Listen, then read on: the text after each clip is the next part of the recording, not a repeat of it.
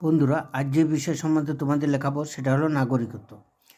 ভারতীয় সংবিধানে নাগরিকত্বের ধারণাটি ব্রিটেন বা ইউকের সংবিধান থেকে নেওয়া হয়েছে। 1955 সালে প্রথম নাগরিকত্ব আইন পাস হয়।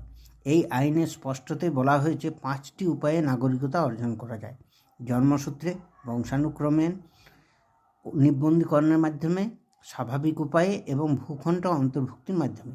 আবার অন্যদিকে নাগরিকতা বিলুপ্ত হতে পারে 3টি কারণে: নাগরিকতা ত্যাগের মাধ্যমে, খারিজ হওয়ার মাধ্যমে ও বঞ্চিতকরণের মাধ্যমে। ভারতের নাগরিকত্ব হলো এক নাগরিকত্ব। যদি কোনো ব্যক্তির একসাথে দুটি নাগরিকত্ব থাকে, একটি রাজ্যের অপরটি কেন্দ্রের, তবে তাকে ডুয়েল সিটিজেনশিপ বলে। আবার যদি কোনো ব্যক্তির একই সঙ্গে দুটি বিভিন্ন দেশের নাগরিকত্ব থাকে, তখন তাকে ডবল সিটিজেনশিপ বলে।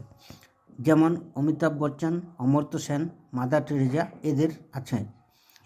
একমাত্র সংবিধানের বা পার্লামেন্টের ক্ষমতা রয়েছে নাগরিকত্বের আইনকে সংশোধন করার।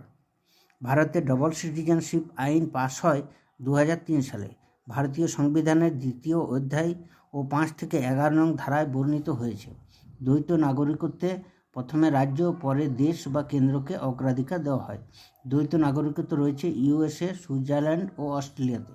সংবিধানের 6 নং ধারায় বলা হয়েছে, 1948 সালের 19 জুলাই এর আগে পাকিস্তান থেকে আসা ব্যক্তি ভারতের নাগরিক, এবং 7 নং ধারায় বলা হয়েছে 1947 সালের 1 মার্চের পর যদি কেউ ভারত থেকে পাকিস্তানে যায়, তবে সে আর ভারতের নাগরিক থাকবে না।